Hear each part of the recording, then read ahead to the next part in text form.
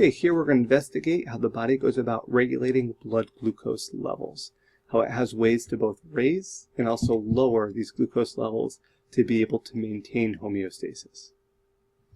So we're going to focus on the organ of the pancreas. The pancreas is located behind the stomach, and it secretes a number of digestive enzymes into the small intestine through a narrow tube.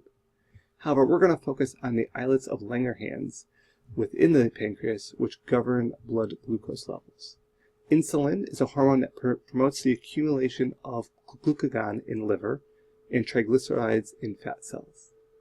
Also, there's glucagon, which causes the release of stored glucose and fat breakdown.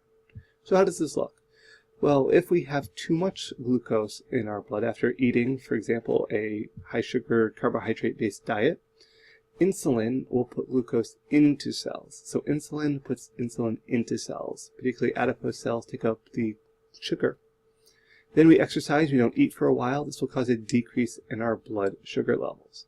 This will then cause the pancreas to release glucagon, which will stimulate the liver to break down the sugar and put it into glucose and increase our blood sugar levels. Now, if then we consume another sugar-based diet here, that will cause insulin to be produced to put the glucose back into cells. We exercise for a while, and we can see how this goes around and around. Now, some ways where this doesn't work properly would be diabetes. It's affected individuals cannot take up glucose in the blood. There's type 1 and type 2 diabetes. Type 1 is only about 5 to 10% of diabetics. It's an autoimmune disorder in which the immune system attacks those islets of Langerhans. This typically develops before the age of 20. It's often called juvenile onset diabetes, and is treated by daily injections of insulin. So here's that normal condition where producing insulin is being received, glucose is uptaken by the cell. Here in type 1, we have an autoimmune disorder. We're attacking those islets of Langerhans. Insulin's not being produced, even though we have a fully functional receptor. So through those daily injections, those individuals can help correct that deficiency. However, type 2 diabetes, which is the vast majority, is caused by abnormally low number of insulin receptors. This develops typically after the age of 40, and as a result is called adult onset diabetes, typically in obese individuals.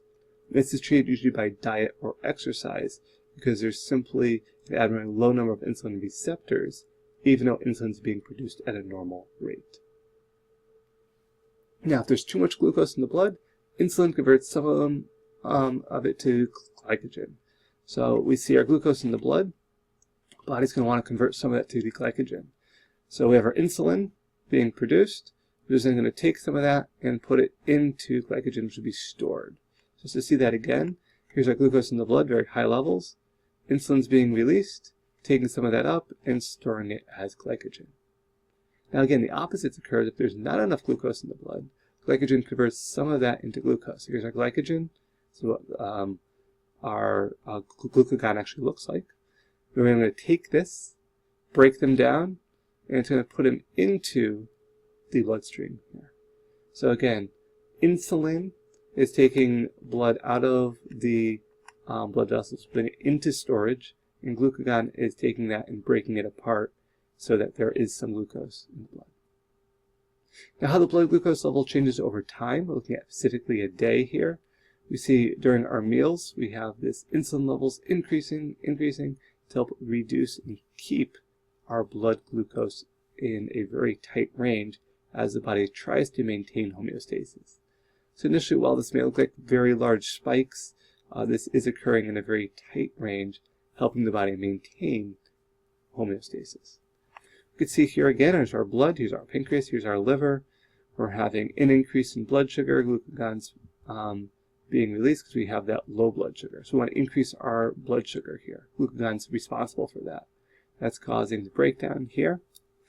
Then our insulin is putting our glucose into storage, so into those cells. This is a result of high blood sugar. Insulin will want to decrease our blood sugar. It's putting it into storage, and the loop goes around and around. Typically, after you eat a high sugar diet, particularly a lot of candy, you may have a lot of energy and feel very energetic because you have high blood sugar. Insulin will be produced, and this is typically can be related to the sugar crash.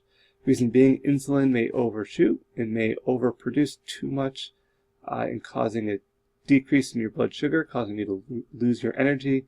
Glucagon will then take a little while to get started to help release some of that blood sugar. And this is kind of going back and forth to help your body maintain homeostasis.